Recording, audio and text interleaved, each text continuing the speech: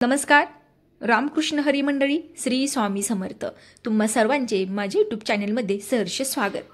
आज आपण असा विषय घेणार आहोत की बघा, कधीतरी आपल्या मनात हा विचार आलेला असतो. तो विचार कोणता आहे? बघा, कधीतरी आपल्या मनाची चिडचिड होत राहते.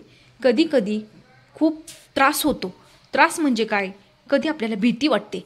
अचानक असं काहीतरी होईल, मनाची धडधड असते, अशी भीती वाटत राहते की काहीतरी होतंय का, किंवा कोणतरी आपल्याला काही करतंय का, आणि सततची चिडचिड. त्याचबरोबर आपल्या मनात असा विचार येतो की आपण आत्महत्या करावी. असा विचार कधी तुमच्या मनात येतोय का? आणि तो काय येतो त्याची काही कारणे आहेत. बघा, असा विचार ज्यावेळेस आपल्या मनात येतो त्यावेळेस माणूस नैराश्यात गेलेला असतो. म्हणजेच काय तर त्याने कोणाकडून तरी पैसे उसने घेतलेले असतात. तो कोणाच्या तरी दबावाखाली असतो, किंवा आपल्या हातून असं काहीतरी घडलेलं असतं की त्यामुळे माणूस तसा एकदम टोकाचा विचार करत असतो. ज्यावेळेस आपलं मनस्थिती खराब असते, म्हणजे आपण ज्यावेळेस असे काहीतरी विचार करतो त्यालाही काहीतरी कारणे असतात. प्रत्येकाची कारणे वेगवेगळी असू शकतात.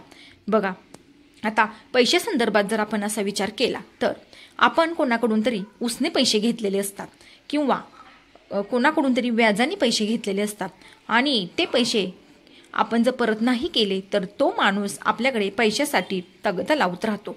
म्हणजेच काय तर तो आपल्याला सतत पैशाची मागणी करत असतो. धमकी दिल्यासारखा तो सतत आपल्याला फोन करत असतो.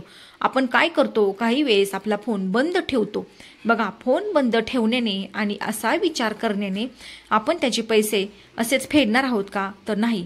पण बघा, खूप महत्त्वाची माहिती आहे, असा विचार कोणीही करू नका. कारण हे आयुष्य आपल्याला एकदाच मिळतं, आणि त्या आयुष्यात जर आपण अशा चुका केल्या तर त्याचं आपल्याला ह्या चुकाचं रूपांतर आपल्याला डबल फाळात मिळतं. म्हणजेच काय, ह्या चुका ज्या आपण करतो ते आपल्याला परत त्याच चुका आपल्याला परत मिळत असतात. आणि बघा, आपण हे आयुष्य जर असं संपवलं तर आपले सगळे गुन्हे माफ होणार आहेत का? नाही. जरी तुम्ही चुकीचं नसाल आणि तुम्ही जर असा टोकाचा निर्णय करून, असा जर तुम्ही विचार करून तुम्ही जर तुमचं जीवन संपवलं तर तुम्हाला लोक दोष देणार की तुमचीच काहीतरी चुकी होती. त्यामुळे असा विचार तुम्ही करू नका. बघा, तुम्ही जर कुणाकडून व्याजाने पैसे घेतलेले असतील किंवा बँकेचे लोन घेतले असतील तर ते का घेताय ह्याचा आधी विचार करा. जर तुम्हाला खरंच पैशांची खूप गरज असेल, आपल्या कुटुंबासाठी तुम्ही जर बँकेकडनं लोन घेतले असेल किंवा कोणाकडून तरी व्याजदराने पैसे घेतले असतील, तर सर्वात पहिला मुद्दा म्हणजे तुम्ही घरातल्या सर्व लोकांना सांगा की मी बँकेकडून लोन घेतले आहे किंवा कोणाकडून तरी व्याजदराने पैसे घेतलेले आहेत, आणि ते पैसे आपल्याला लवकरात लवकर परत करायचे आहेत.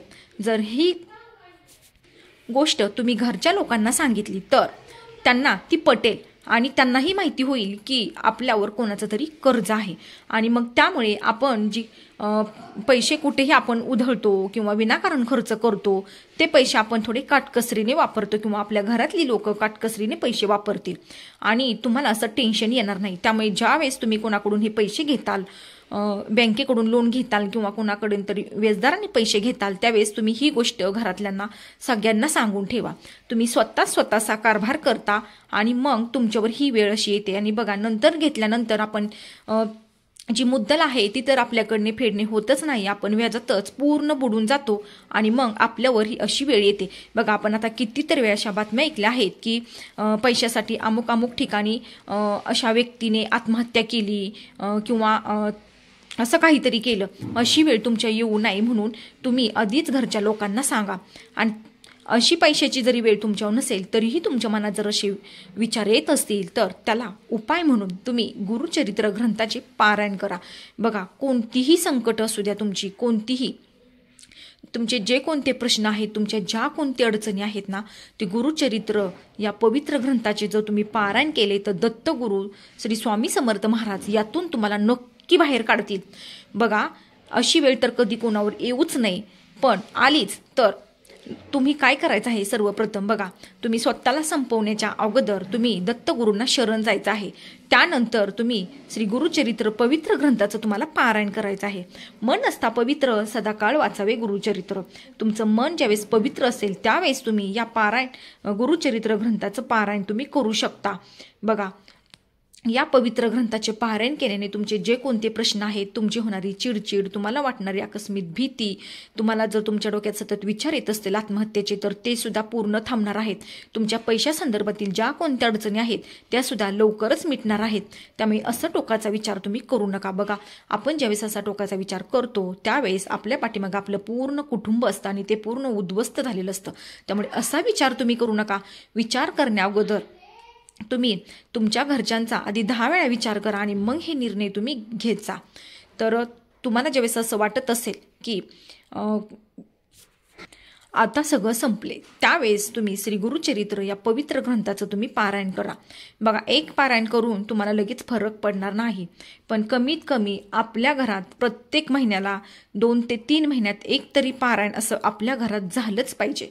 त्यामुळे असं आपल्या घरात निगेटिव्हिटी राहत नाही आणि सतत आपल्याला पॉझिटिव्ह वाटत राहतं. एक सकारात्मक ऊर्जा आपल्या घरात जाणवत असते. त्यामुळे तुम्ही सर्वांनी श्री गुरुचरित्र या पवित्र ग्रंथाचं पारायण तुम्ही नक्की करा. बघा, तुम्हाला नक्की फरक जाणवेल. तर ही होती मी सांगितलेली थोडक्यात माहिती. व्हिडिओ आवडल्यास लाईक, शेअर आणि सबस्क्राईब करा. तोपर्यंत तुम्हा सर्वांना श्री स्वामी समर्थ.